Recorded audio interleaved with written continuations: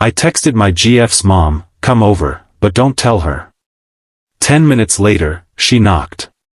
The last text I ever expected to send was to my girlfriend's mother, and I sent it with trembling hands because I knew that once she walked through my door, everything between me and the woman I loved might change forever. I stared at my phone for almost a full minute before typing, "Please come over.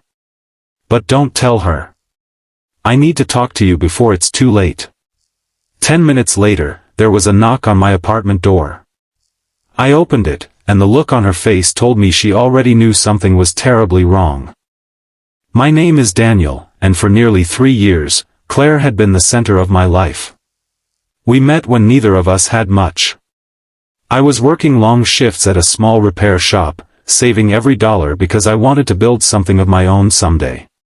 Claire was finishing college while working evenings at a cafe. She was the kind of person who remembered the names of strangers, brought soup to sick neighbors, and cried during movies even when everyone else was laughing. Her mother, Margaret, was protective of her, but over time, she had quietly accepted me.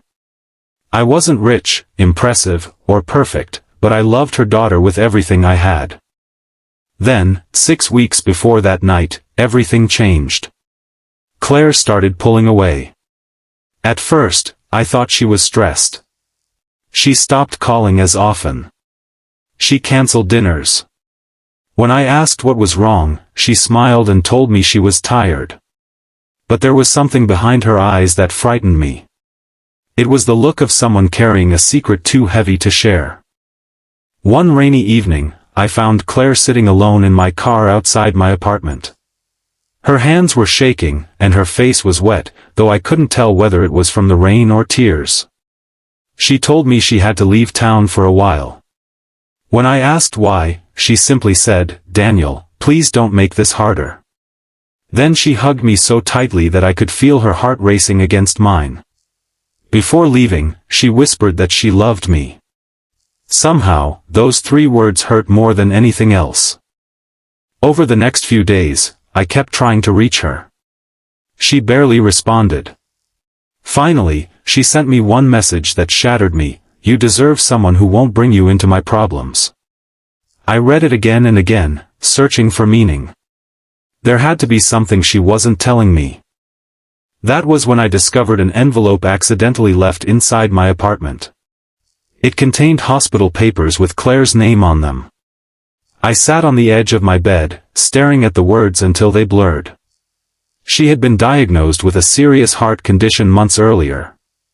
She had undergone tests, and the doctors were recommending an operation. She had never told me. But there was another page. It explained that the surgery carried risks, and Claire had apparently decided to handle everything alone. I suddenly understood the strange behavior, the cancelled plans, the tears, the goodbye. I called her immediately. No answer. I called again. Nothing. Then I realized why she had been avoiding everyone. Claire believed that if she disappeared, I would eventually heal and move on. She thought loving me meant protecting me from her pain. That was when I called Margaret. I didn't know whether she knew about the surgery. I didn't know whether Claire had told her anything. All I knew was that I couldn't sit quietly while the woman I loved walked into an uncertain future believing she had to face it alone. So I sent the message, "Come over, but don't tell her." If stories about kindness, second chances, and people refusing to give up on the ones they love mean something to you, please take a moment to like, comment, share, and subscribe to Kindness Corner. Sometimes a second chance begins with one person simply refusing to walk away. When Margaret entered my apartment, she didn't ask questions immediately. She looked at me, then at the hospital papers on the table. Her expression collapsed. She whispered that Claire had made her promise not to tell me. Margaret explained that Claire had been terrified. She had watched her father struggle with heart problems years earlier, and she had seen what illness could do to a family. Claire was convinced that if I stayed, would spend my life worrying about her. She believed she was saving me from heartbreak. I looked at Margaret and told her that Claire had misunderstood what love was. Love wasn't promising that nothing bad would ever happen. Love was saying, if the road becomes difficult, I will walk it with you. Margaret began crying. Then she told me something I hadn't expected. Claire's surgery was scheduled for the following morning. I felt the room spin. We had less than 12 hours. Margaret drove me to the hospital. We arrived just before midnight, but Claire's room was quiet. She was asleep, pale beneath the hospital lights, looking smaller than I had ever seen her. I sat beside her bed and held her hand. A few minutes later, her eyes opened. For a second, she looked confused. Then she saw me. Her eyes filled with tears. She asked why I was there. I told her because I loved her. Not because I thought I could fix everything. Not because I wasn't afraid. I was terrified. But I wasn't going to let fear make the decision for us. Claire broke down. She admitted she had been planning to leave without saying goodbye because she couldn't bear watching me suffer if something went wrong. She said she thought disappearing would make losing her easier. I told her it wouldn't.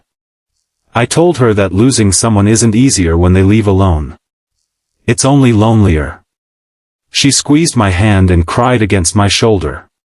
The next morning, Margaret stood on one side of her bed, and I stood on the other. For the first time in months, Claire didn't look like someone trying to protect everyone from herself. She looked like someone finally allowing herself to be loved. The surgery lasted almost 5 hours. Those 5 hours felt like 5 years. Margaret and I sat together in the waiting room, barely speaking. We prayed, walked, sat down, stood up, and checked the clock over and over. Every time the operating room doors opened, our hearts stopped. Finally, the surgeon appeared. The surgery had gone well. I don't remember much after that except Margaret hugging me so tightly that neither of us could stop crying. Claire spent several weeks recovering. There were difficult days, painful days, and days when she wanted to give up. But she never had to face another one alone. Months later, we returned to the little cafe where we had first met. Claire was healthier, stronger, and smiling again. She looked at me and said she finally understood something. She had always thought love meant protecting someone from pain. Now she knew love sometimes meant trusting them enough to let them stand beside you in it. I reached across the table and held her hand. The woman who once tried to disappear from my life had become the person who taught me that sometimes the greatest act of love isn't saving someone. It's staying. If this story touched your heart, please like the video, share it with someone who needs to hear it, and subscribe to Kindness Corner. You never know when your kindness, your patience, or one simple message could give someone the courage to keep going.